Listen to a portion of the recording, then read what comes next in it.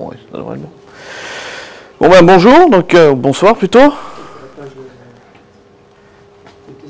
Ah non, attends, mais tout ça, t'as pas vu ma vidéo. Je vais refaire le même début. Donc voilà, donc moi je m'appelle Clément Escoffier, je suis core développeur dans l'équipe Vertex depuis quelques mois maintenant, depuis 6 mois à peu près. On a Julien Viette qui est là, qui est lui core développeur depuis 1 an et 6 mois à peu près. On a à peu près 1 an de différence là-dessus. Donc toutes les questions c'est pour lui. Moi je fais les slides. Donc déjà je vais... Pour montrer un peu comment on peut utiliser Vertex pour plein d'autres choses, j'ai vu qu'il y avait un talk sur REST, mais mes slides, j'ai utilisé un système JavaScript, HTML, nouveau système Hype là, pour faire les slides. Et donc l'idée, c'est d'utiliser Vertex pour faire ça, pour charger les slides.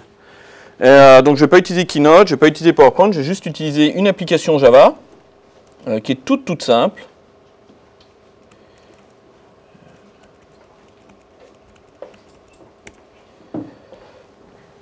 Voilà, qui est quelque chose de très... Hop, évidemment. Alors, attends. Si je rajoute ça, c'est bon, ça baisse. Voilà. Donc, faudra me le dire parce que j'ai oublié par la suite si vous avez la barre sur les slides.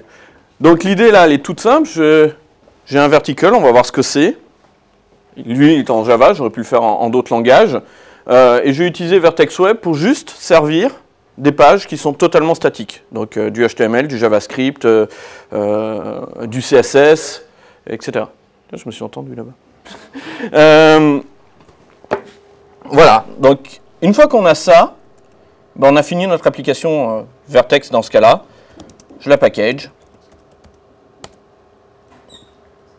Et là, évidemment,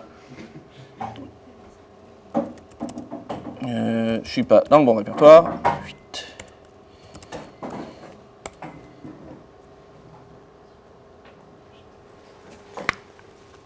Et donc, un des points de Vertex, c'est qu'il vous force à utiliser aucun plugin, aucun build process, aucun outil particulier. Vous pouvez utiliser absolument tout ce que vous voulez.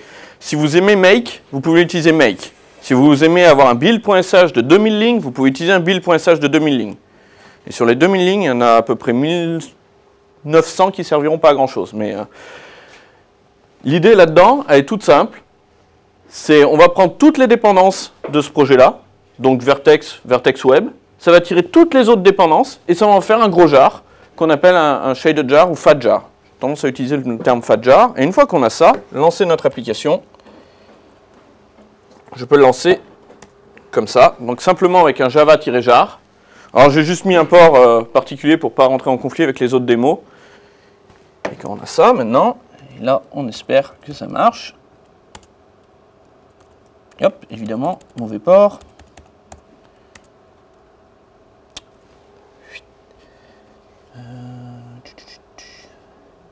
Je vais utiliser ce bouton.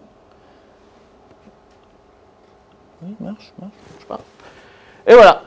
Donc là, cette application-là, elle est servie par Vertex. Donc c'est juste des slides, donc c'est assez simple. Mais en gros, je n'ai pas eu besoin de conteneur, je n'ai pas eu besoin de framework, j'ai rien utilisé. Juste une simple application Java, rien d'autre.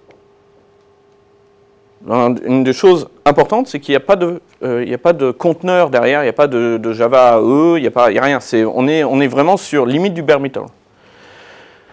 Donc j'ai changé le titre du talk par rapport au talk de Devox, même si les autres slides sont à peu près les mêmes, j'ai quand même changé le titre.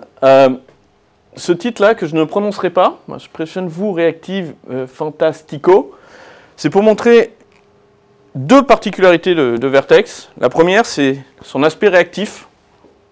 Et la deuxième, c'est son aspect polyglotte. Donc ça, c'est de l'allemand, j'ai passé beaucoup de temps en Allemagne. Ça, c'est du français, ça devrait aller. Et ça, c'est du portugais, parce qu'un des membres, même s'il vit en Hollande, est portugais d'origine. Donc voilà. Donc Vertex, qu'est-ce que c'est? C'est un framework. C'est un framework qui se base sur du Java pur. Pas Java E, ni rien. C'est du Java pur. Il est, comment je vais traduire ça? Non dogmatique, ouais, c'est bien ça. Non dogmatique. Ce qui veut dire, c'est qu'on vous force à rien. Vous pouvez faire ce que vous voulez avec. Alors évidemment, c'est génial d'un côté, parce que vous pouvez faire absolument tout ce que vous voulez. Et on va le voir, les use cases qu'on a juste après sont vraiment très très différents. Mais en même temps, vous pouvez complètement fusiller votre application très rapidement. Vu qu'on ne va pas vous dire dans quelle structure, là où mettre vos sources, là, on vous laisse totalement libre. Donc c'est un aspect important, c'est un aspect qu'il faut que vous soyez dès le début au courant de ça. C'est distribué. Les applications de Vertex, pour la plupart, sont distribuées. C'est réactif, on va voir ce que ça veut dire, et c'est polyglotte, et on va voir ce que ça veut dire juste après. Donc, la partie réactif... Alors, qui a lu le Reactive Manifesto? Waouh! Pourtant, c'était vraiment pas terriblement bien écrit, mais... il y a plein d'images, c'est très marketing. Alors, le Reactive Manifesto, pour ceux qui ignorent, c'est un document de 5-10 pages que je ne vous conseille pas particulièrement de lire parce qu'il n'est pas particulièrement passionnant. Il n'y a pas de suspense, il n'y a rien. Très marketing. Mais qui dit que les nouvelles applications modernes, elles se doivent d'être réactives.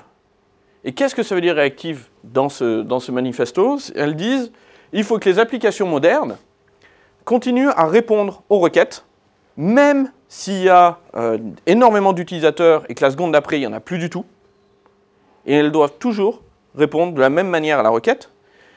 Et même si la moitié d'Internet tombe, il faut que ça continue de fonctionner. Donc évidemment, ça c'est l'aspect marketing. En gros, ça veut dire deux choses. Ça veut dire qu'on doit être capable de faire du scaling, de scaler en fonction du nombre d'utilisateurs ou du nombre de requêtes. Et s'il y a des pannes, on doit être capable de s'auto-réparer ou au moins de rentrer dans un mode dégradé. Comment ils proposent de faire ça? Dans le manifesto, ils disent que la meilleure manière, c'est de faire du message driven. C'est-à-dire envoyer des messages entre les différentes entités de votre application, et ceci de manière asynchrone. Bon. Alors, croyez pas que ce soit nouveau, parce qu'on retrouve exactement les mêmes termes, elasticity, resilience et asynchronous message passing, depuis les années 60. Donc ça fait depuis les années 60 qu'on parle de ça. Et tous les 10 ans, on change les technologies. Là, on est au début de la décade, donc c'est le moment. Dans 9 ans, le deuxième aspect de Vertex, c'est qu'il est polyglotte. C'est-à-dire que les applications Vertex, elles tournent au-dessus d'une JVM. Une JVM Java 8, compliant Java 8. Donc ça peut être OpenJDK, ça peut être Oracle, ça peut être d'autres JVM Java 8, ça peut être JamVM. On a fait des tests sur JamVM, si vous connaissez. Mais votre application qui tourne au-dessus de cette JVM, elle peut être développée en Java, en Groovy, en Ruby ou en JavaScript, ou un mix de tout ça. Donc en gros, en fonction de la partie de l'application que vous faites, vous allez pouvoir choisir le langage que vous voulez utiliser pour ça. Vous voulez faire quelque chose plutôt admin, qui traite les files, qui va modifier des files, etc. Faites-le en Groovy. C'est quand même plus ça. Vous avez vraiment beaucoup d'expérience front-end, vous adorez faire de l'Angular, etc. Et vous devez faire juste une toute petite partie serveur, faites-le en JavaScript. Visiblement, si vous faites de l'Angular et beaucoup de front-end, vous êtes expert en JavaScript, donc ça ne sert à rien d'apprendre un nouveau langage. Vous le faites en JavaScript et ça fonctionnera très bien. Vous aimez le Ruby, vous adorez les gemmes, vous adorez résoudre des choses, etc. Faites-le en Ruby. On le supporte. Alors ça, c'est les langages qui sont officiellement supportés. J'en oublie un. Je vais laisser Ceylon, qui est le nouveau, le petit nouveau. Il arrive dans 3.2 normalement. Alors Ceylon, je laisserai peut-être Julien à la fin en parler. Grosso modo, c'est un langage qui est fait par Red Hat, qui est sponsorisé par Red Hat. Il y a combien de personnes? 3 4-5 Il y a 4-5 personnes qui travaillent donc sur ce nouveau langage, qui est un langage extrêmement strict. Pour ceux qui ont fait de l'ADA, à des moments, on a l'impression de revenir à ce monde-là. Mais si ça compile, c'est qu'il y a de fortes chances que ça marche pour de vrai, en fait. C'est le côté ADA, qui est un côté assez intéressant pour tout ce qui est mission critical, etc. Donc ce langage va être ajouté à cette liste-là dans la semaine prochaine. Je suis optimiste. Donc je vais passer assez rapidement sur la première partie des slides, pour plutôt me focaliser, vu que vous avez tous de l'expérience avec Vertex, plutôt pour me focaliser sur la deuxième partie, qui sont comment on fait des applications microservices, etc., et des démos. Donc l'idée principale de Vertex, c'est d'avoir une event loop. Alors ça aussi, c'est pas nouveau. Et cette event loop, ben, elle va avoir des événements comme ça, et puis pour chaque événement, elle va aller chercher un handler, elle va l'invoquer. Handler étant juste une fonction qui va prendre cet événement et en faire quelque chose. Et si ce handler-là, il veut communiquer avec quelqu'un d'autre, eh ben, il va envoyer un autre événement. Ce qui veut dire que tout est appelé dans la même thread. Alors ça a un énorme intérêt, c'est que c'est fini de faire des synchronized, des volatiles, et etc. Parce que tous vos handlers vont être appelés par la même thread qui est l'event loop. Ça, c'est vraiment intéressant parce que ben, vous n'aurez plus de deadlock. Ou de live lock, qui sont bien pires. Le truc, c'est que comme vous n'avez qu'une seule thread qui prend un événement, qui invoque, qui prend un événement, qui invoque, qui prend un événement, qui invoque, si une de ces invocations prend du temps, va faire un appel dans une base de données ou faire du calcul très compliqué, eh ben, il n'y a plus d'autres événements qui sont envoyés. Donc ça, c'est la première règle de Vertex, ne jamais bloquer cette thread-là. Parce que si vous bloquez cette thread-là, vous bloquez toute votre application. Alors ça paraît bizarre au début, mais en fait, ça nous permet une chose, c'est qu'avec très peu de threads, on est capable de supporter une énorme quantité de requêtes. Oui, vu que la thread, elle fonctionne. Si vous prenez une application classique, vous regardez avec un profiler, Visual VM ou ce que vous voulez, vous regarderez que la plupart de vos threads, en fait, elles passent à attendre. Elles passent du temps à attendre. Parce que vous écrivez dans un fichier, etc. Ce qui est intéressant, c'est de regarder le temps passé à écrire vos logs. Si vous prenez un appender asynchrone, vous allez voir que vous avez un cœur qui n'arrête pas de travailler. Pourquoi? Parce qu'il écrit en permanence dans une thread, dans le fichier. Donc ça, typiquement, il ne faut pas le faire avec Vertex, parce que sinon, vous allez fusiller votre application. Alors, qu'est-ce qui se passe quand il y a énormément d'événements? Ben, normalement, ça passe tant que ça ne bloque pas. Mais s'il y en a vraiment, vraiment, vraiment beaucoup, et là, ça va être la grosse différence par rapport à des systèmes comme Node, en fait, ce que fait Vertex, c'est qu'il n'a pas une seule event loop, c'est qu'il en a plusieurs. Donc, plusieurs, ça veut dire quoi? Normalement, par défaut, c'est votre nombre de cœurs. Donc, sur cette machine-là, il y a 8 cœurs. Il y a 8 cœurs CPU. Hein. Et donc, je peux aller jusqu'à 8 event loops. Alors, en fait, vous pouvez le fixer. Si vous voulez en utiliser moins ou plus, c'est à vous de... Voilà, c'est le défaut. Ce qui veut dire que vous allez enfin avoir une application Java qui va utiliser tous vos cœurs. Parce que la plupart des applications Java n'utilisent pas tous vos cœurs. Là, en faisant 8 event loops, par exemple, j'aurai vraiment utilisé mes 8 cœurs. Donc, on va pouvoir vraiment utiliser cette puissance-là de manière optimale. Les event loops, si on regarde bien, ben, Node les fait. Node a une event loop. Ce qui veut dire que quand vous voulez scaler du Node, vous êtes obligé de redémarrer un autre process Node. Vous forquez le process. Alors qu'ici, vous n'avez qu'un seul process, qui a plusieurs event loops. Alors, ce n'est pas parce qu'on a plusieurs event loops que la règle que j'ai dit au début est fausse, c'est-à-dire que mes handlers sont toujours appelés par la même thread.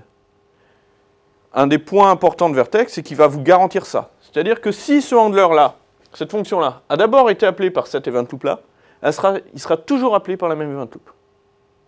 Toujours. Donc toujours pas de synchronize, toujours pas de volatile, vous êtes tranquille.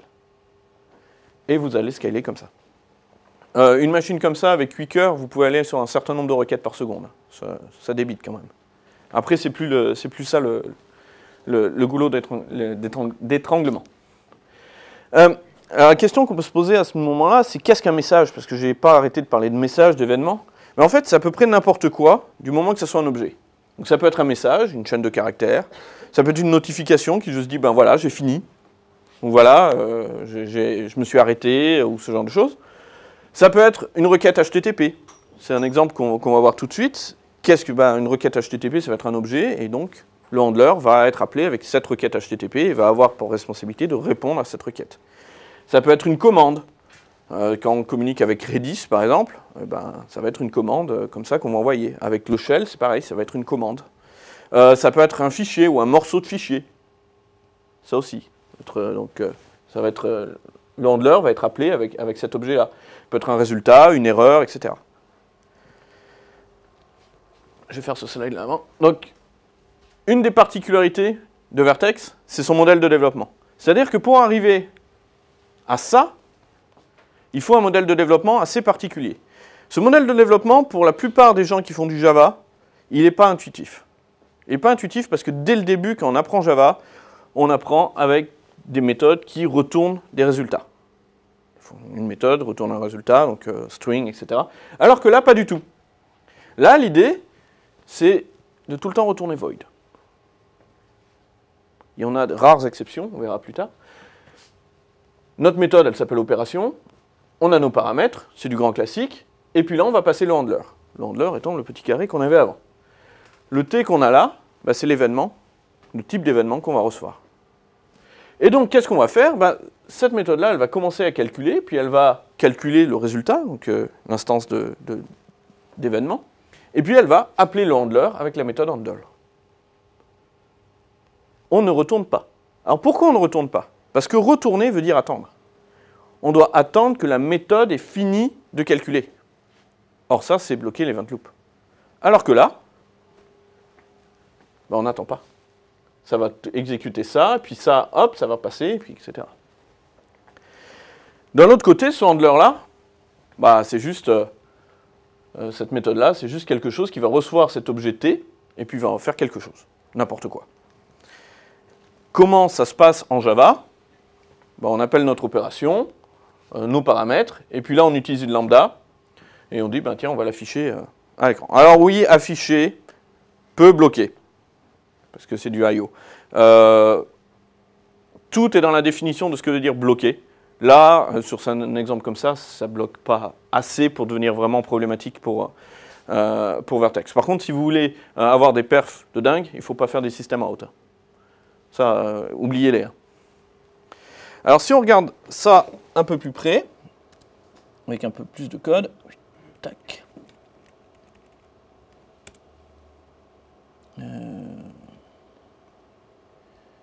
Hop.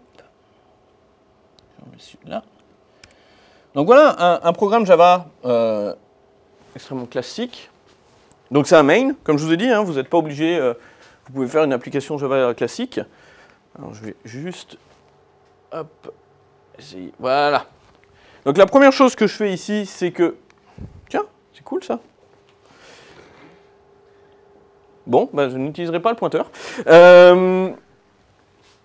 Comme quoi, Reveal.js, c'est vraiment génial. La première chose que je vais faire, c'est récupérer une instance de Vertex. Donc, vertex.vertex.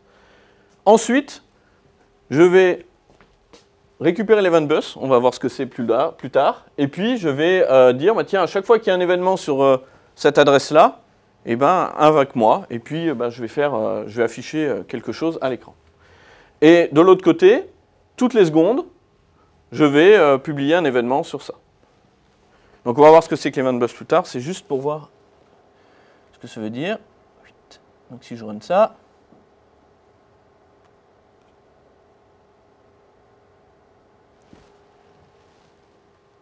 voilà. Et là on voit une particularité, c'est que les handlers sont toujours appelés des mêmes threads. Une des premières règles que j'ai dit, malgré que toutes les secondes, ça soit autre chose.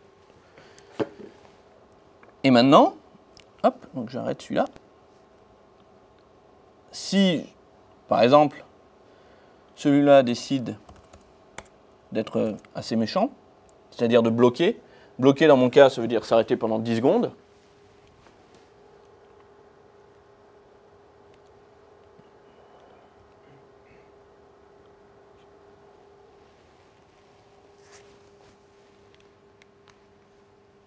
Donc là, la thread 2 envoie des événements.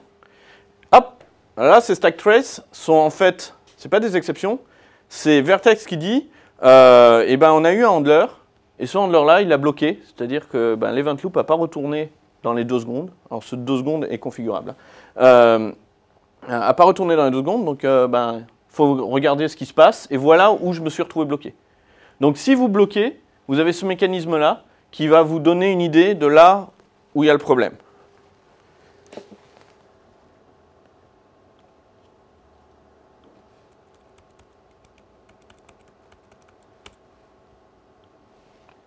On va repasser au slide d'abord. Voilà. Donc ça, c'était juste pour montrer un petit peu de code qui tourne. Ce code-là, généralement, c'est votre Hello World en Vertex. Vous faites un serveur HTTP qui dit bonjour ou hello. Donc ce code, il est assez simple. Par contre, il y a 2 handlers. Donc la première chose, c'est, bon, bah, j'ai une instance de vertex. Je l'ai créée de la même manière. Vertex égale vertex. Vertex. Ça fait beaucoup de vertex dans une seule phrase, mais bon. J'ai un premier handler, donc je crée un serveur HTTP. Vertex le permet, le fournit. Ça, c'est encore une particularité. Vertex, quand vous démarrez Vertex, vous n'avez rien. Si vous ne voulez pas de serveur HTTP, il ne créera pas de serveur HTTP. C'est vraiment pas comme dans le monde des conteneurs, des frameworks Java EE, etc., où ça vient avec des tas de services techniques. Là, par défaut, vous avez du bare metal. Une fois qu'on a créé ce serveur HTTP, on va lui attacher deux handlers. Le premier, c'est un request handler, et ce premier request handler, ben, il va prendre une requête HTTP, il va te notifier à chaque fois qu'il y a une requête HTTP, et puis ben, répondre. Alors, je suis nul en web design. Vous avez vu les slides déjà. Donc, ça sera vraiment basique. Le mieux que je peux faire, c'est utiliser Twitter Bootstrap. Le deuxième handler, c'est lorsqu'on démarre le serveur HTTP, on lui dit, bah, tiens, écoute sur le port 8080. Et là, c'est un peu plus délicat. Parce que démarrer un serveur HTTP, ça peut faire deux choses. Un, c'est bloquant. Ça met du temps, il y a des I/O, il faut aller connecter à la socket, etc. Deux, il y a plein de raisons pour lesquelles ça ne peut ne pas fonctionner. Raison principale, vous avez déjà quelque chose sur le même port. Et ça m'arrive, mais alors, le port 8080, si je fais des statistiques dans 10 ans, je l'aurais utilisé beaucoup trop souvent. Ici, on a un objet particulier, qui est une structure qui est en fait fournie par Vertex, qui s'appelle un async result. Un async result, donc un résultat asynchrone, en fait, c'est une structure qui va vous dire, ben voilà, on m'a demandé de vous appeler avec ce truc-là, et cette structure va dire, ben, si l'opération a échoué, et si elle a échoué, je peux avoir la cause, donc là je ne l'affiche pas, mais on peut avoir la cause, donc c'est une exception, un throwable. Ou alors, si on n'a pas échoué, c'est qu'on a réussi, c'est assez binaire, et là dire, ben voilà, c'est bon, et lorsque ce async result wrap un vrai résultat, on peut récupérer le résultat. Donc ici, une instance de HTTP server. Donc voyons ça en vrai. Donc voilà, il est là le code. Alors, on va essayer. Hop, ouais, c'est pas trop mal. Donc là, j'ai mis qu'un seul handler, mais grosso modo, on aurait pu mettre le deuxième handler ici, c'est vrai, j'ai oublié. Et donc l'idée, elle est toute simple, hein, je crée mon serveur HTTP et je dis hello. Là encore, mon application est très simple, hein, c'est un main comme vous faisiez à l'université ou à l'école. Ce qui veut dire que débugger ça, eh ben vous faites right-click debug, vous voulez profiler, right-click profile, etc., etc. Il n'y a rien de magique. Donc là, j'ai démarré sur le port 8080. Attention, ouais. Voilà. Et donc là, à chaque fois que je rafraîchis, j'ai ça. Une belle application web quand même. Vous pouvez dire que là, je peux lancer ma startup avec ça et faire des millions. Alors, avant que j'oublie, hop, je vais arrêter. Je vais passer celui-là. Ah, j'adore Chrome. Voilà. Tout à l'heure, vous avez vu dans le premier exemple, je parlais d'event bus. En fait, au-dessus de ces concepts qu'on a vus jusqu'à présent, qui étaient des concepts relativement bas niveau, Vertex fournit un bus à événements. Ce bus à événements, ça va être la colonne vertébrale de toutes vos applications Vertex. C'est un bus à événements, donc on va pouvoir envoyer des événements. Ce bus à événements, il a un adressage très simple, c'est pas des topics, c'est juste un nom, qui est considéré comme une chaîne de caractères totalement opaque, c'est pas hiérarchique, il n'y a pas d'étoile, donc c'est vraiment très très simple. Et finalement, ça résout à peu près 90% des cas. Et on a trois types d'interactions. Le premier, c'est envoie cet événement-là à cette adresse-là, système du facteur classique. Le deuxième, c'est envoie à tous ceux qui écoutent sur cette adresse-là. Bon, un dispatch. Et le troisième, qui est un peu plus intéressant finalement, envoie à cette adresse-là et laisse-lui la possibilité de me répondre. Alors ça permet de faire du RPC. Parce que si l'événement ici qui part, il dit, ben voilà, appelle telle méthode avec tel argument, et que lui, il dit, bah tiens, mon résultat, c'est ça. vous avez un RPC asynchrone qui est basé sur des événements. Et si on revient à la base, vraiment, il y a très très longtemps, quand on définissait dans les années 80 ce que c'était qu'un système à objet, un système à objet a toujours été défini comme des entités qui s'échangeaient des messages, qui finalement revient à faire d'un système à agent. C'est finalement une implémentation des systèmes à objet comme ils auraient voulu les avoir avant. Bon, entre-temps, ils se sont un peu plantés avec Corba, etc., RMI.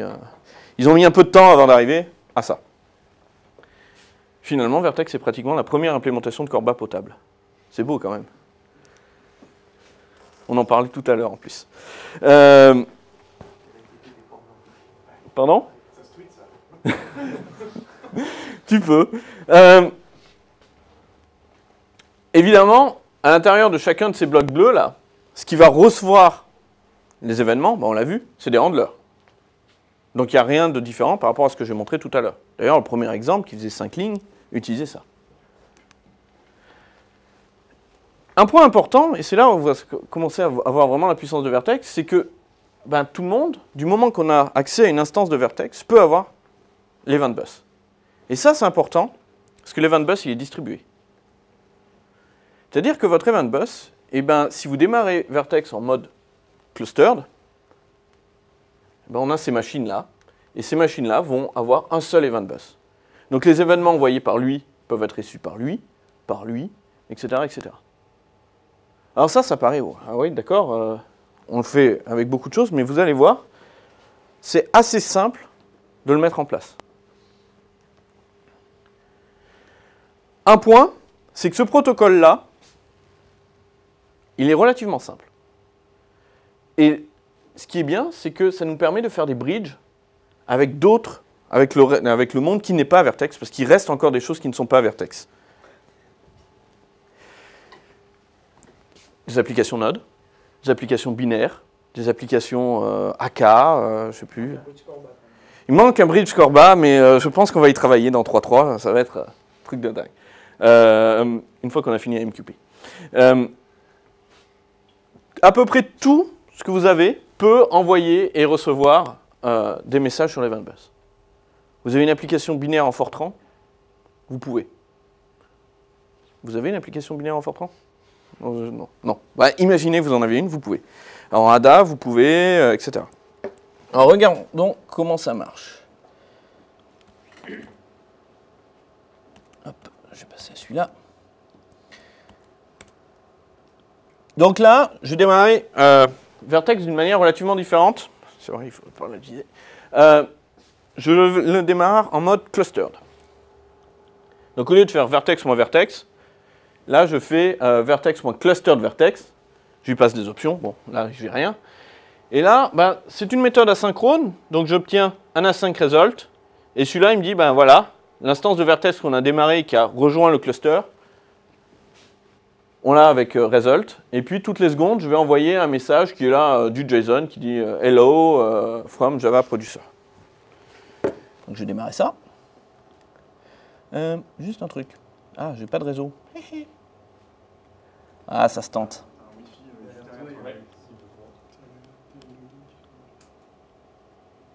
Ah ouais, quand même. J'ai oublié qu'on est à Paris. Xebia public. Bienvenue chez Xebia.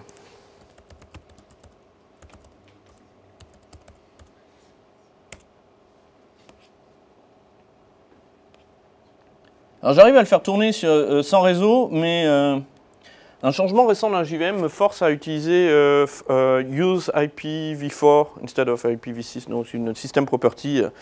Je n'ai pas bien compris pourquoi ils avaient changé ça dans le JVM, il faut que je regarde de plus près. Donc on va démarrer ça.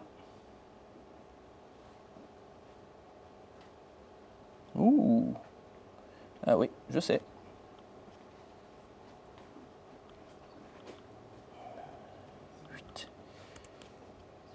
C'est quoi mon IP? Ah, super.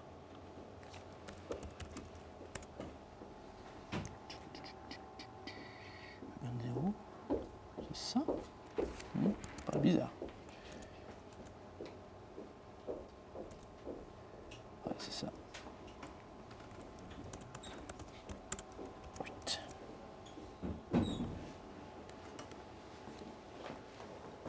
Voilà. En espérant que ça va marcher pour l'autre. Donc en fait, ce qui se passe, c'est que j'ai lancé avec le cluster manager qu'on a par défaut de Vertex qui utilise Hazelcast. Donc on a plusieurs implémentations. Hazelcast, c'est celle qu'on fournit par défaut qui s'adapte à peu près à beaucoup de choses. C'est le plus facile à configurer. On a plusieurs autres implémentations. On a une implémentation sur Groups. Alors Groups, ça vous demande de configurer votre stack réseau. Il faut vraiment être tweaker les choses, votre réseau. Par contre, si vous connaissez vraiment votre réseau, votre topologie, etc., c'est celui qui aura sûrement les meilleurs perfs à la fin. On a une autre implémentation qui est basée sur Zookeeper et Curator, qui vous permet qui fonctionne mieux dans un système cloud, etc. Donc là, le cluster, c'est facile. Il n'y a qu'un seul membre, c'est moi. Donc on va démarrer quelqu'un d'autre. Hop. On va démarrer ce consommateur là, qui va faire exactement la même chose. Voilà. Et là, on va voir si le multicast fonctionne. Il fonctionne. Il est bien votre réseau. Et donc là, mon cluster a déjà 2 personnes. Alors pourquoi j'étais obligé de modifier le XML de la configuration que vous avez vue? Normalement, sur 90% des ordinateurs, vous n'avez pas besoin. Mais moi, j'ai un Mac avec du Docker Machine derrière. Et là... Donc en fait, ce qui se passe, c'est que Hazelcast, il prend la première interface qu'il trouve.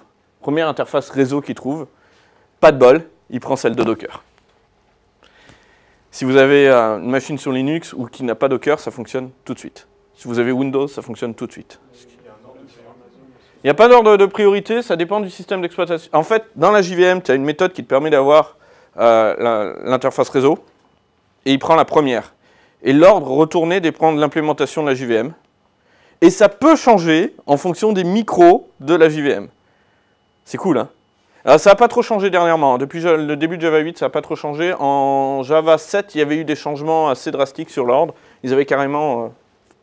À un moment, je crois que j'avais l'impression qu'ils faisaient un shuffle parce que c'était même jamais la même qui sortait. Ce qui était génial pour nous. C'est... Alors... Et là, normalement... Donc là, ce qu'on voit, c'est que toutes les secondes, on a le message. Alors on va un peu plus loin sur cette démo. J'ai configuré un bridge. Donc on verra ce que c'est à la fin. Et normalement... Ok.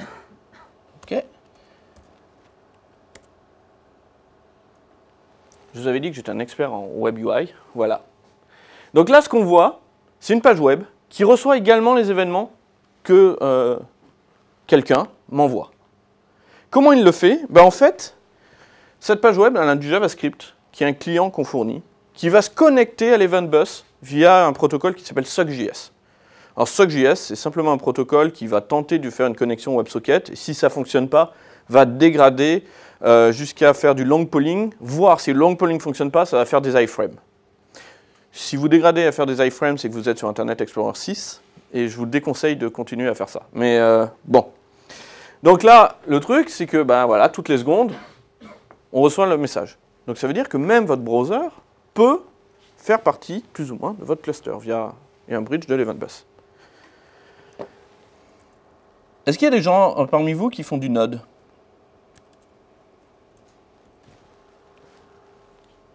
Bien.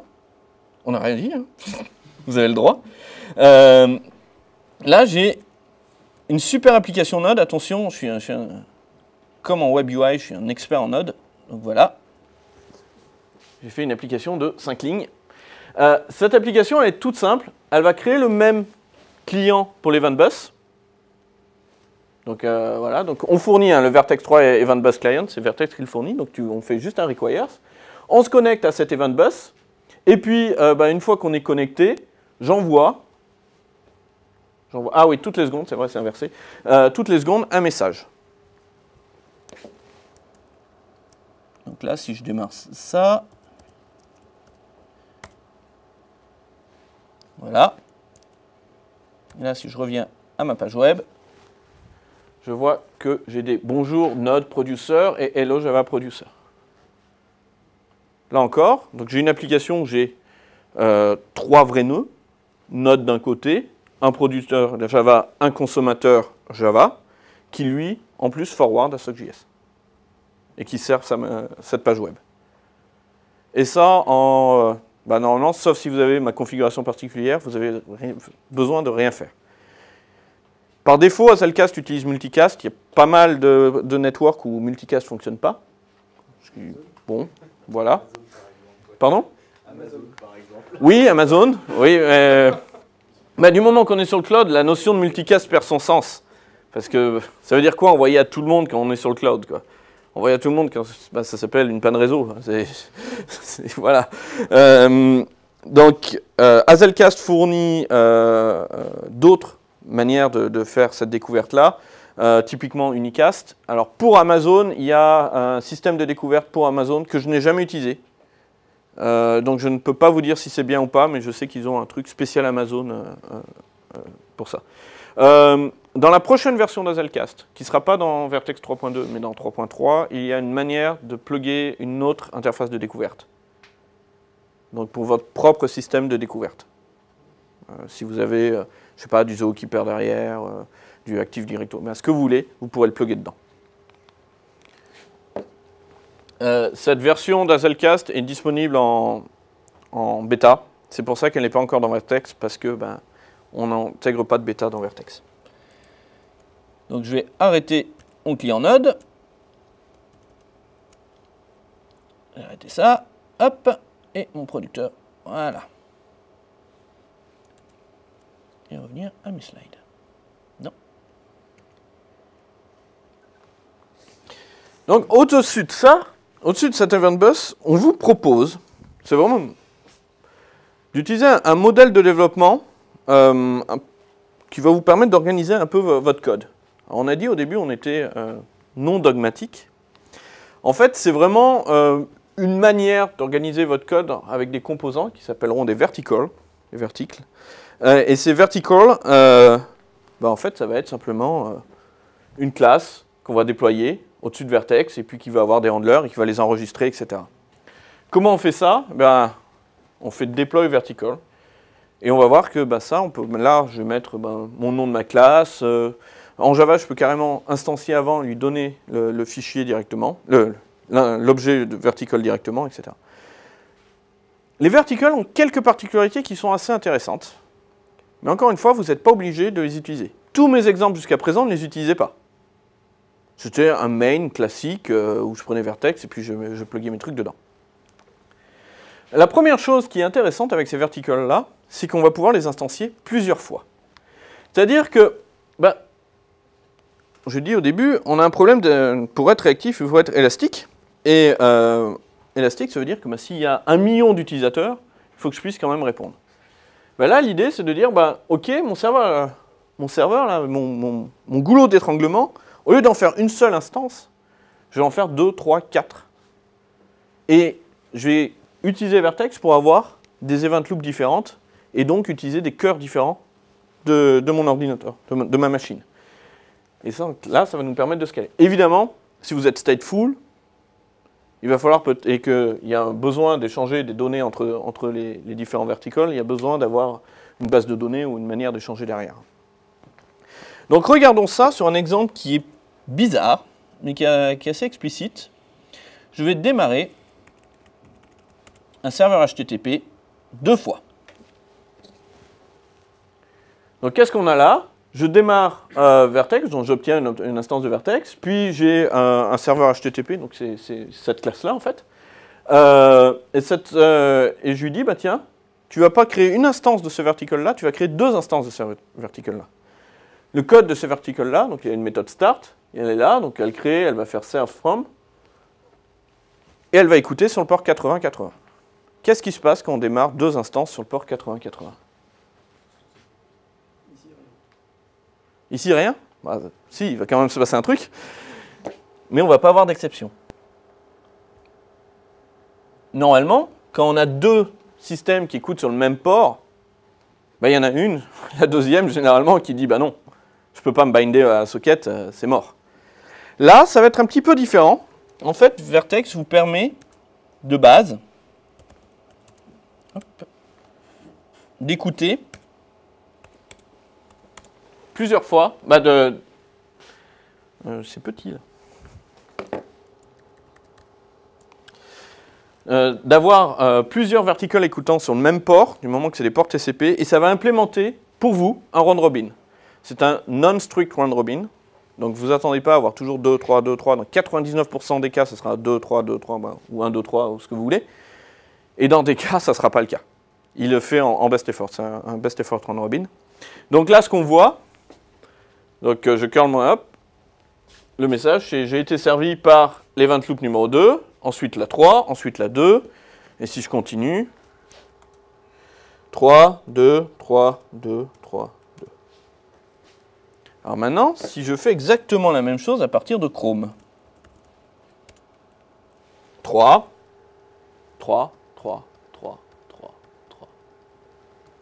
Et en fait, ce qui se passe, c'est que curl, il ne maintient pas la session. Une fois que curl s'arrête, il s'arrête.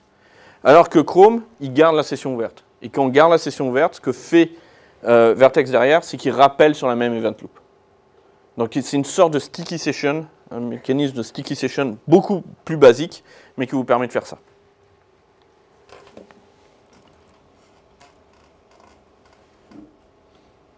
Quand tu dis la session, on est d'accord, c'est la connexion. La connexion, oui. La sticky connection, plutôt que sticky session, oui. C'est le keep alive qui fait ça, oui. Et dans curl, il n'y a pas de keep alive. En fait, il y a dans HTTPI, le nouveau curl avec des couleurs, il y a une manière de faire du keep alive. Donc ma démo ne marcherait plus et donc je ne vais pas l'utiliser.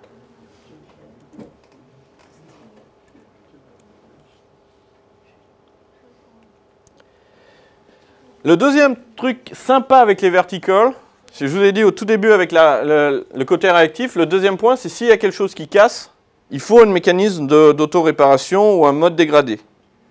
En fait, ce qu'on a de base dans Vertex, c'est que si on a une machine du cluster qui crache, vraiment, c'est pas un CTRL-C, hein, c'est vraiment un segfault, un kill-9, un truc un peu bourrin, et qu'on a démarré notre système avec set HA true, donc high availability, Vertex va prendre les verticals qu'il y avait ici et les redéployer automatiquement sur un autre nœud. De préférence du même cluster, et on peut configurer sur quel nœud il va le reconfigurer, sur quel groupe de nœuds il va le reconfigurer. Donc ça, c'est assez pratique parce que finalement, si on combine le fait d'avoir plusieurs instances et le fait d'avoir ce mécanisme de si ça casse, ça se répare, on est vraiment réactif. Et vous n'avez rien payé parce que tout est fourni avec Vertex. C'est set instance, je ne sais pas, il y a 10 caractères, set HA, il y en a 5. Ça va, pour 20 caractères, on vous fait un prix de groupe. On va voir ça. Alors ça, c'est toujours la démo qui foire. Alors, je vous le dis tout de suite. Quand je ne connais pas le réseau. Il y a un petit peu de Confasolcast derrière quand même. Non, c'est la même.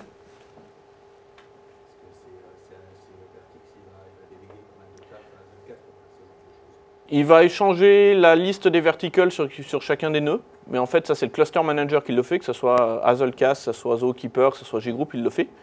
Et on a Apache Init aussi. Mais je ne sais pas du tout la qualité de ce code.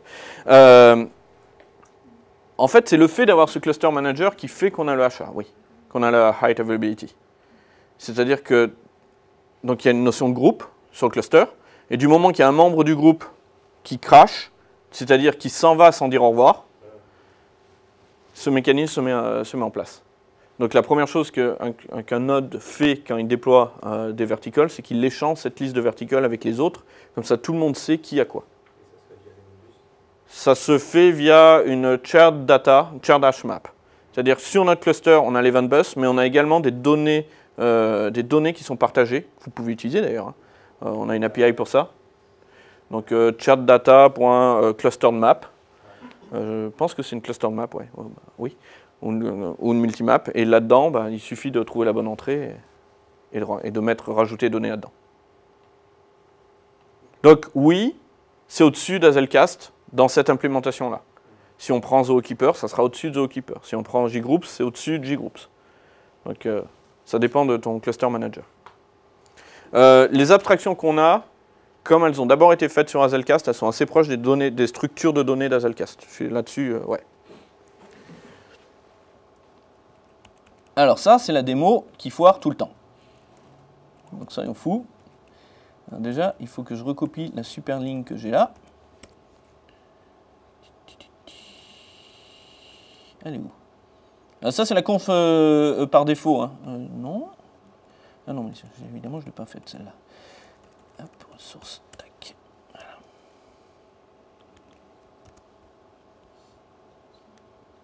Alors tout ce code source, il est sur GitHub, hein, donc vous pouvez l'utiliser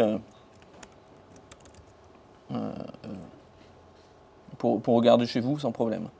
Alors la première chose que je vais faire, c'est que je vais démarrer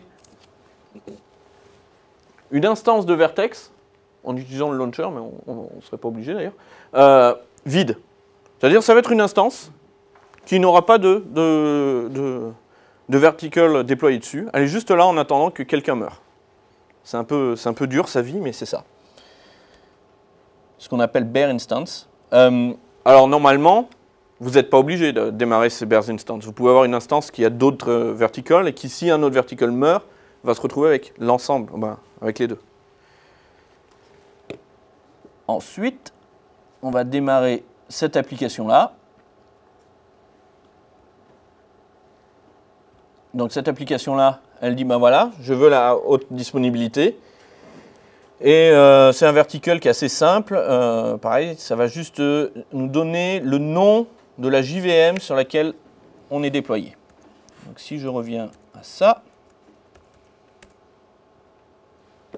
Voilà, donc là c'est marqué request served by 30072 at Clément Local. Donc Clément Local c'est le nom de la machine. Et en fait, alors ça c'est typique du Mac. Ça ne marche pas sous Linux, ça ne marche pas sous Windows, mais ce ID là, c'est le process PID. C'est le PID de mon process. C'est vraiment implementation detail de la JVM. Donc si vous êtes sous Windows, si vous êtes sous Linux, ne pensez pas que cet ID ça ne marche pas forcément. Alors pour moi, c'est très pratique parce que je n'ai pas besoin de faire PS et de retrouver mon process Java.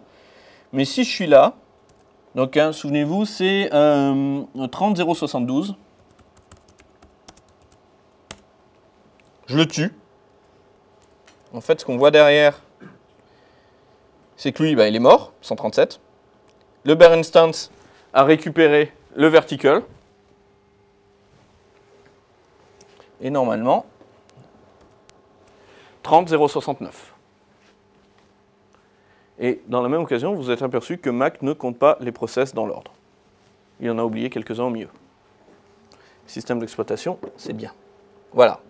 Alors évidemment, si je tue celui-là, ben, j'ai plus personne sur mon cluster. Donc il n'y aura plus de réplication. On peut regarder. Hein. Hop, je vais prendre le...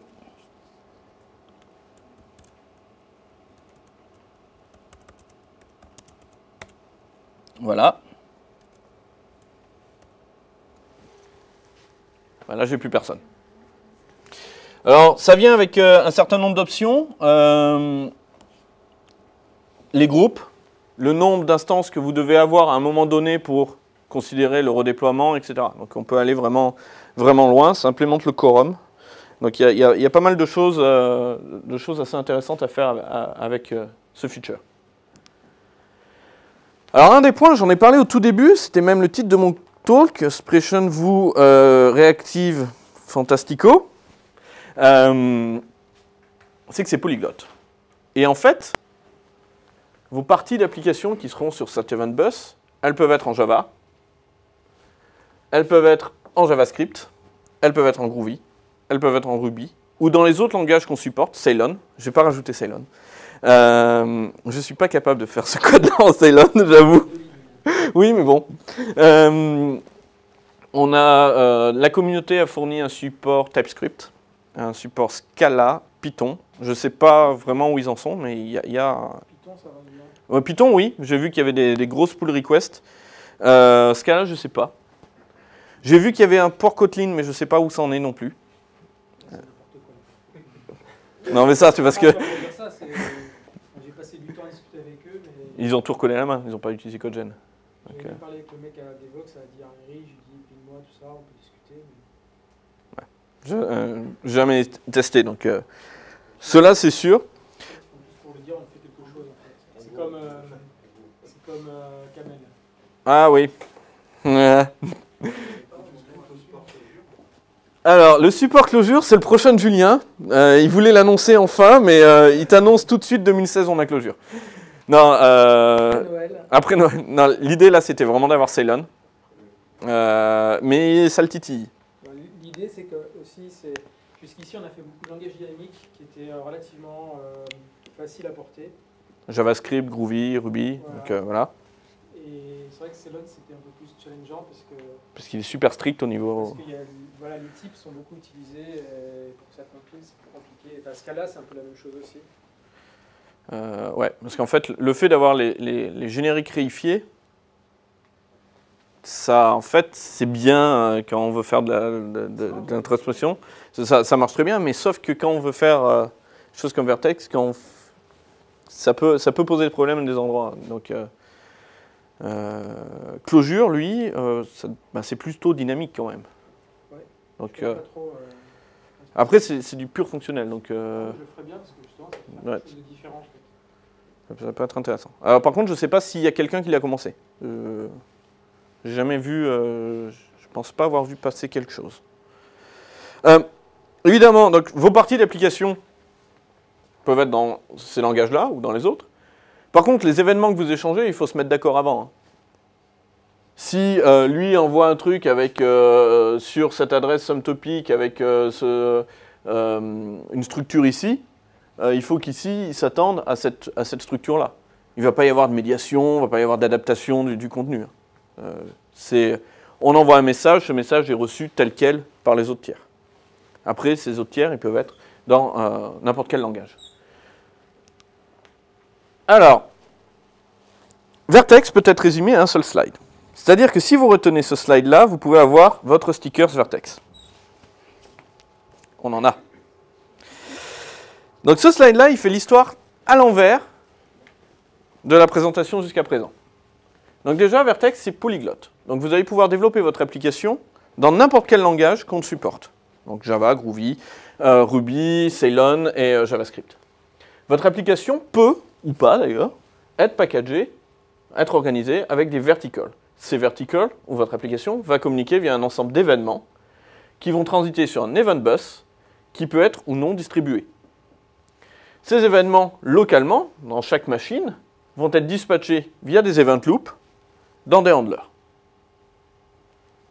Si vous avez compris ça, vous avez tout compris à Vertex. Et vous êtes expert. Alors maintenant, comme on a des use cases après, je vais passer un peu rapidement sur les autres slides. Tout ce que j'ai dit jusqu'à présent, c'était du Vertex Core. Mais Vertex, c'est un peu plus grand que ça. On a Web. On va avoir une présentation. Ça utilise Web ? C'est du 2, d'accord. Donc je vais en parler un tout petit peu. On a les services proxy si vous voulez faire du microservices. C'est la brique à utiliser. On a RX, parce qu'il faut être réactif. On a Reactive Stream, ce qui n'est pas là. Si vous faites du J2E, on a du JCA. Des Storms, SockJS. Qu'est-ce que c'est ? On peut envoyer des mails. On a pas mal de supports d'authentification. En 3.2, on a OAuth 2 qui vient d'arriver, qui fonctionne avec la plupart des providers connus, Google, LinkedIn, etc. L'accès aux données, on va le voir. Shell, je laisserai Julien en parler peut-être à la fin. Docker, OpenShift pour faire du cloud. Metrix avec 2 implémentations. On a l'implémentation avec DropWizard et on a une nouvelle implémentation. On ne sait pas si elle va arriver dans 3.2, qui est sur Okular, qui est un système de monitoring open source qui est fait par Red Hat aussi. Et Vertex Sync, qui est une manière assez magique de ne plus utiliser de callback, mais vous allez avoir un moteur qui va réécrire votre code pour faire ça. C'est intéressant. Maintenant, je n'irai pas en prod avec. Je vous le dis tout de suite. Je l'ai dit au tout début, quand on a quelque chose qui veut accéder à une base de données, parce que pour l'instant, les applications que je vais montrer, elles étaient relativement simples. Je faisais Hello World, waouh, super. Mais du moment qu'on veut accéder à une base de données, on a des choses qui sont bloquantes. Et comme ces choses sont bloquantes, on ne peut pas y accéder directement dans Event Loop. Parce que sinon, on va avoir les stack traces qu'on avait au tout début. Vous voulez accéder à Oracle, c'est plus de 10 secondes. Hein. Si vous avez une grosse base de données Oracle, voilà. Ou alors, vous avez vraiment un super expert qui vous a configuré vos queries aux petits oignons, mais voilà. Donc l'idée, ça c'est votre application. On fournit un client, et ce client-là, il va recevoir votre query, votre SQL, votre commande Redis ou ce que vous voulez. Il va l'exécuter, il va s'occuper de tout ce qui se passe derrière, les trucs tout bizarres, les threads, les connection pools et tout ça. Accéder à la donnée. Et quand le résultat sera prêt, il va vous réinvoquer. Donc là, vous lui passez un handler, et lui, il vous l'invoque quand il a fini. Il va vous l'invoquer dans la même event loop que l'invocation, donc vous êtes tranquille, vous êtes clean à ce niveau-là sur votre vertical. Donc aujourd'hui, on supporte 3 technologies, JDBC, si vous aimez le SQL, Redis et Mongo. Il y a d'autres choses qui sont faites à droite à gauche, j'ai vu des choses autour de Cassandra, mais je ne sais pas, je ne connais pas laquelle. Elasticsearch, oui. Oui. Bon, j'ai une petite question rapidos. JDBC. Oui. JDBC, il semble me souvenir que c'est des IO bloquants. Oui. Donc, qu'est-ce que vous utilisez, un vertical worker ou... Non, c'est non, c'est des execute blocking. D'accord. On a une manière dans Vertex de dire, voilà, ce code-là, on sait qu'il est bloquant, et on le délègue au worker thread pool. C'est à peu près équivalent, à part qu'on n'a pas besoin d'avoir une classe. On embarque des connection pools. Par défaut, c'est 3PO. Mais on a également le support pour Ikari et l'autre truc à la mode, BonCP. On n'a pas des BCP d'ailleurs. Voilà. Donc derrière, ouais, c'est des execute blocking. On aurait pu le faire avec des workers. Dans Mongo, on utilise un async driver qui est fourni par Mongo. Et dans Redis, je ne sais pas. Je sais. Si on utilise des workers ou des execute blocking ou un async. C'est la note socket direct parce que c'est un protocole simple Redis. Ouais, ah oui, donc oui. Donc on implémente même le protocole. Ah oui, d'où le problème avec Sentinel. Redis clusterisé. Parce que là, le protocole, il devient un tout petit peu plus compliqué. Ouais. Vertex Web, alors je pensais pas faire cette partie-là, mais je vais juste en parler très très rapidement. Donc Vertex Web, c'est un composant assez important de la stack Vertex qui vous permet de faire des applications web modernes, avec des WebSockets, avec du JavaScript, avec du HTML5, etc. Avec Vertex, de manière asynchrone, non bloquante et qui scale très très bien. Donc l'idée, c'est qu'on a un serveur HTTP. Serveur HTTP, à chaque fois qu'il a une requête, il va dispatcher un objet qu'on appelle un routeur, que vous allez instancier. Et ce routeur-là, on va lui dire, voilà, quand tu as une requête sur telle adresse, appelle tel handler. Quand tu as une adresse sur la même adresse, mais sur un autre verbe, post par exemple, c'est ce handler-là, etc., etc. Et ces handlers-là vont juste appeler, juste composer la requête, la réponse HTTP et la retourner au client. Ça doit être, après Vertex Core, évidemment, la partie la plus utilisée de Vertex. Alors ça, je vais juste le montrer après. Donc on peut voir un exemple de ça. Hop. Je vais finir là-dessus. Sur cette démo-là. Hop.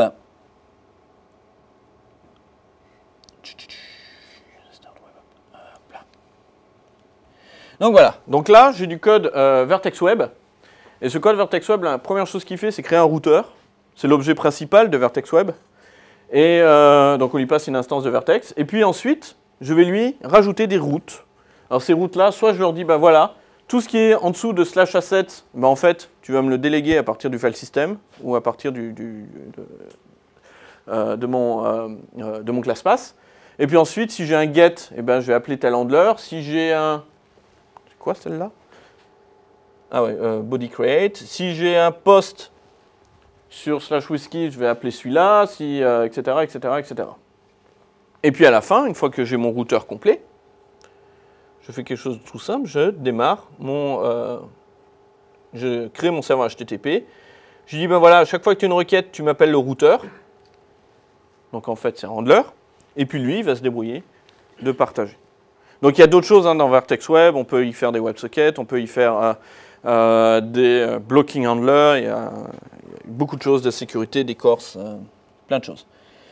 Donc si je prends cette application-là, elle est packagée avec Maven. Donc je vais revenir. Hop.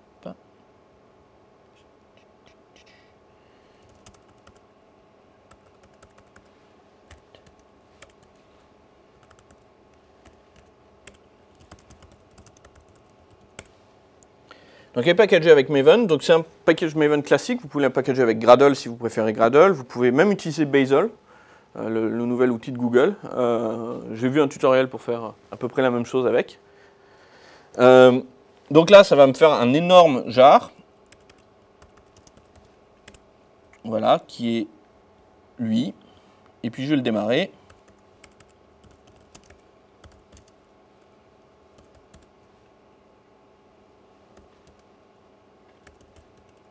Alors, j'ai pas envie de le démarrer en mode interactif, en fait, en bloquant ma ligne de commande. Je vais le démarrer en background. Alors ça, c'est nouveau depuis 3.1. Pour démarrer votre système en background, quand vous avez un Fadger, vous juste rajoutez Start. Et ça va s'occuper de démarrer votre application en background.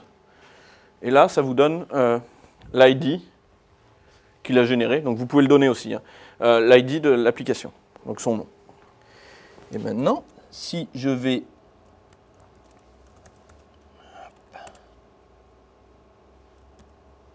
Voilà.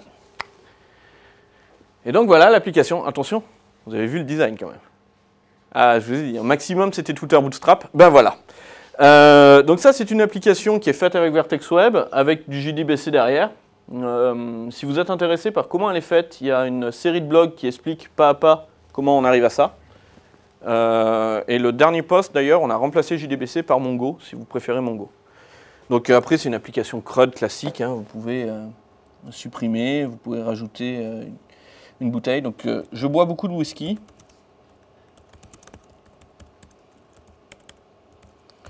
Donc c'est pour gérer mes bouteilles de whisky. J'ai toujours à peu près entre 3 et 10 bouteilles de whisky chez moi. Donc j'utilise pour de vrai en fait. Hein.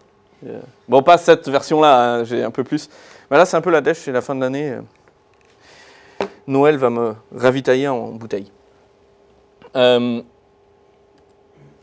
point intéressant, c'est que cette application, j'y ai déployé également un nouveau composant que Julien connaît bien, qui est le nouveau Vertex Shell. C'est-à-dire que maintenant, donc je l'ai lancée en background. Elle tourne, mais j'ai envie d'interagir avec elle. J'ai envie de savoir un peu ce qui se passe. En fait, ce que je peux faire, c'est de me connecter. J'espère que c'est celle-là. Évidemment, je ne me souviens plus. Ah, il va falloir que je regarde quel port j'ai utilisé. Non, c'est le port 5000 ? Ouais. Ça devrait fonctionner. Internet.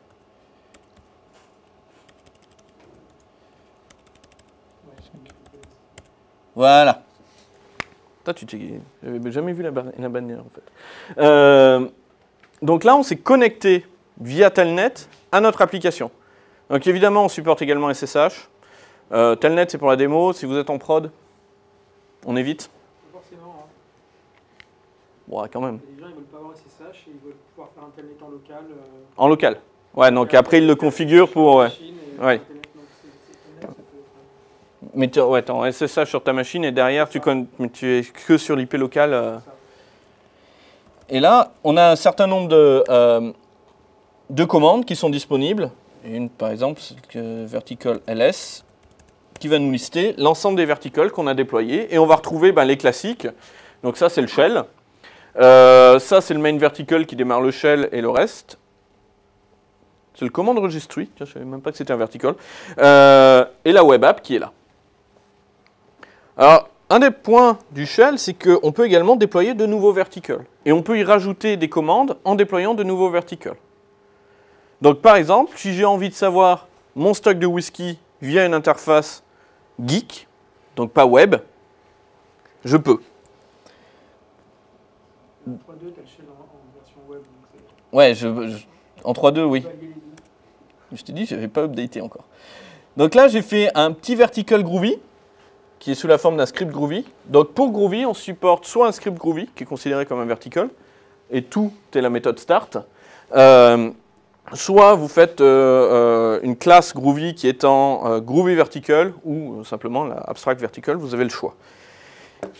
Donc ça, c'est l'ancienne API, parce que l'API est un peu changée en 3.2. Mais grosso modo, donc là, je me connecte à JDBC, et puis après, je fais donne-moi la liste des whiskies, et puis je l'affiche. Et puis j'enregistre ma commande. Donc si je déploie ça,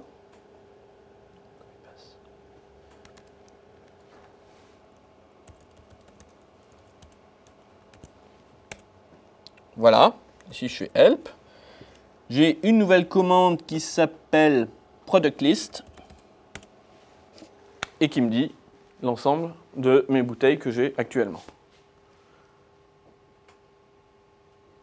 Donc évidemment, là, c'est relativement simple, mais imaginez ce que vous pouvez faire quand vous voulez savoir l'état particulier d'une base de données, des verticals, vous pouvez récupérer les metrics quand elles sont activées, là elles ne le sont pas, etc., etc. Et il y a plein de nouvelles choses en 3.2, la notion de session, etc. Donc ça permet de faire vraiment des choses intéressantes avec ça.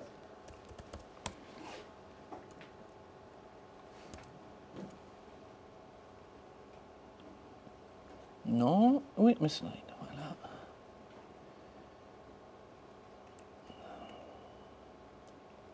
Voilà, donc je vais m'arrêter là, parce que je pense que j'ai largement dépassé. Pour démarrer, http vertex.io. Vous avez donc cette blog post series qui commence du début et qui va petit à petit augmenter l'application. Donc il y a une application pour gérer le whisky. Vous pouvez changer le type de produit si vous préférez collectionner les chats, vous pouvez mettre des chats ou ce que vous voulez. Et puis on a ce repository là avec plus d'une centaine d'exemples. Et des exemples qui arrivent, des exemples un peu plus complets qui arrivent également par la suite. Enfin, on nous l'avait demandé de sortir 3.2 avant le meet-up. On a fait tout ce qu'on a pu, mais ce n'était pas possible.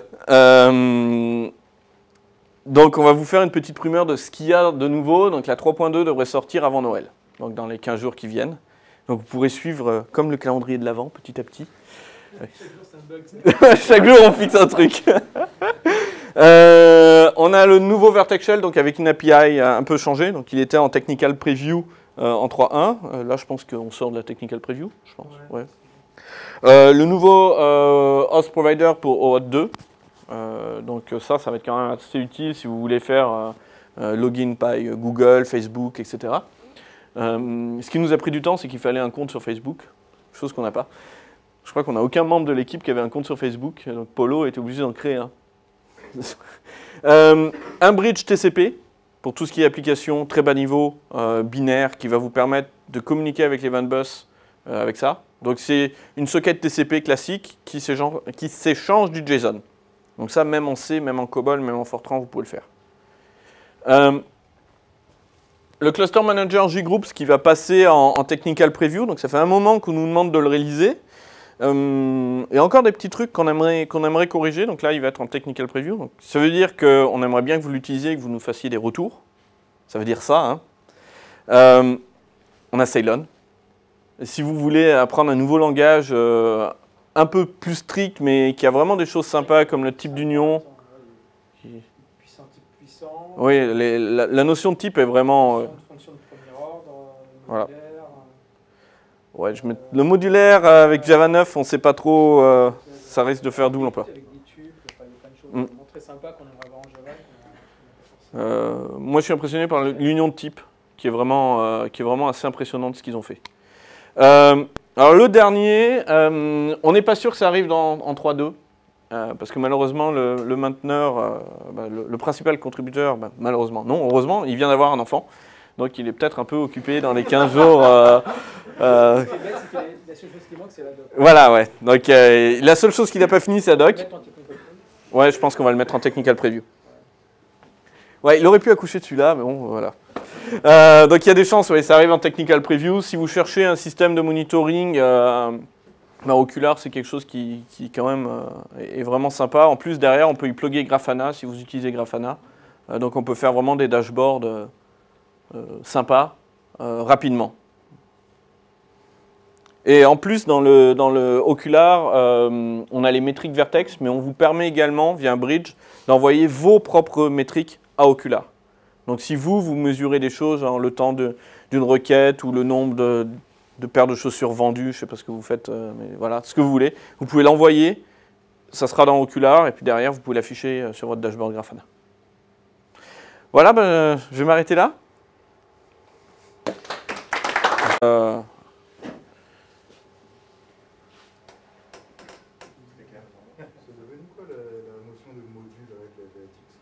Alors, la notion de module qu'il y avait dans Vertex 2 pose des tas de soucis en termes de suite de mémoire et de class loader. Donc, soit tu vas dans cette direction-là et tu réimplémentes OSGI, ce que moi j'ai déjà fait, donc ça ne me dérangerait pas, mais visiblement le reste de l'équipe n'était pas super chaude.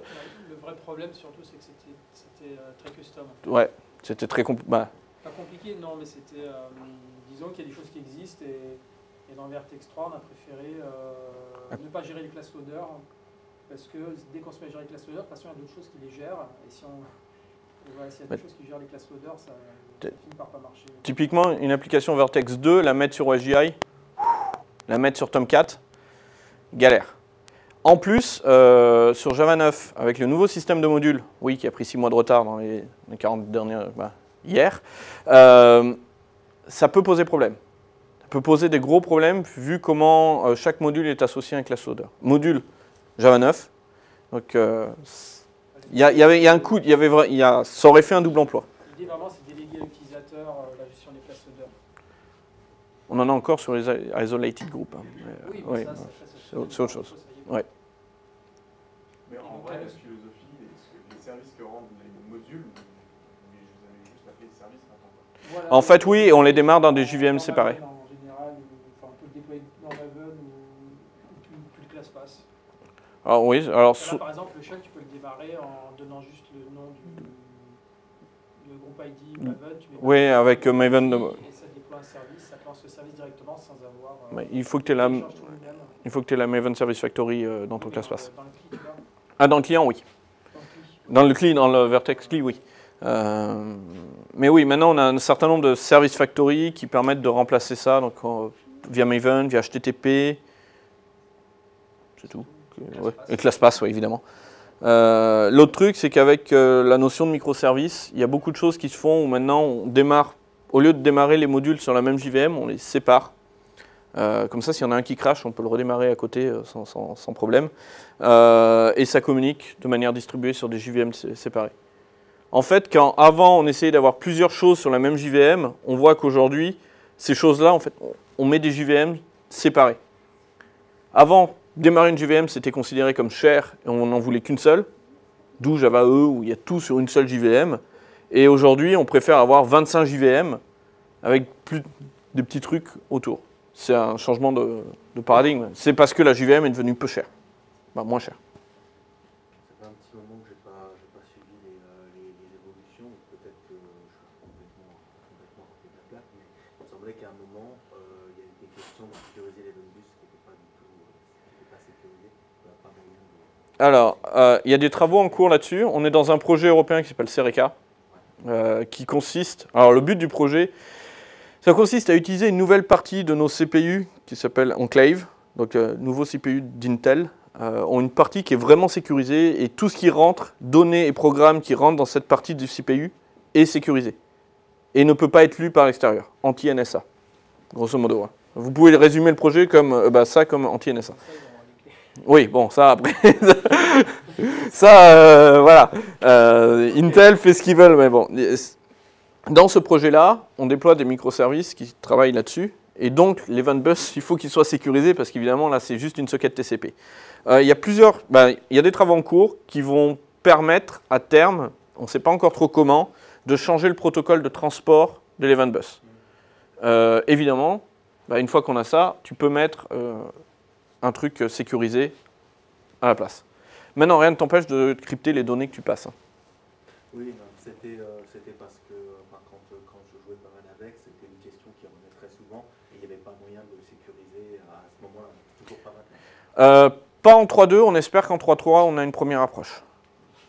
Il y a plusieurs approches qui sont en train de se confronter actuellement. On ne sait pas laquelle va gagner encore. Il y a des pour et des contre sur chacune des approches. Donc, on voit. Mais oui, c'est un truc que de toute façon, on aura un jour. Parce qu'on en a besoin pour ce projet-là. On en a besoin. C'est pas la première demande qu'on a eue. On en a eu sur les wish de la 3.2. On a eu quand même pas mal de demandes là-dessus. Donc, on l'aura.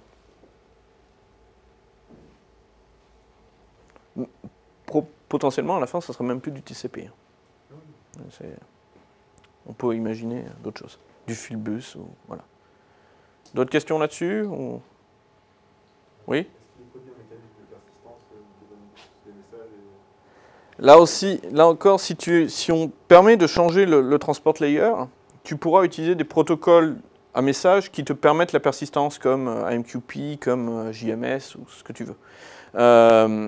Ou RabbitMQ, il y en a plein qui le permettent.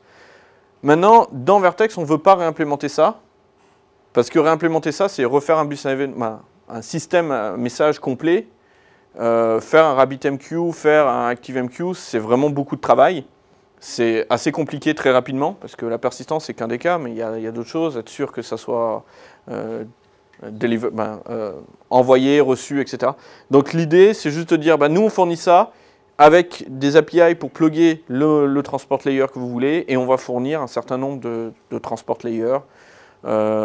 Typiquement, parce que Red Hat nous pousse, on aura un jour un support AMQP, et AMQP te permet de faire la persistance des messages.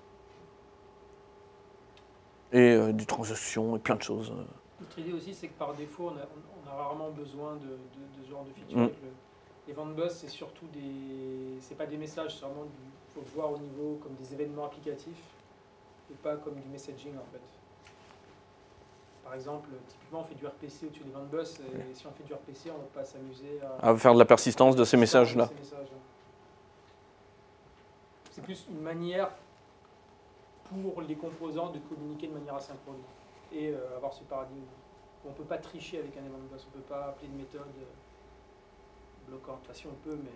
Oui, mais tu vas avoir les stack traces qui vont démarrer. Après, si tu prends un système comme la plupart des ESB n'étaient pas persistants. Donc le besoin de persistance sur ce type de système arrive sur des use cases extrêmement particuliers. Et dans ce cas-là, on préfère fournir un moyen, dire voilà, de toute façon, le protocole qu'on vous fournit ne suffit pas, vous avez besoin de plus de routing, plus de brokers, etc., plus de persistance de transactions. Et soit passer par un bridge, soit passer par un protocole différent en dessous de l'event bus. Alors actuellement, je ne peux pas te dire comment ça va être fait, mais ça va être fait.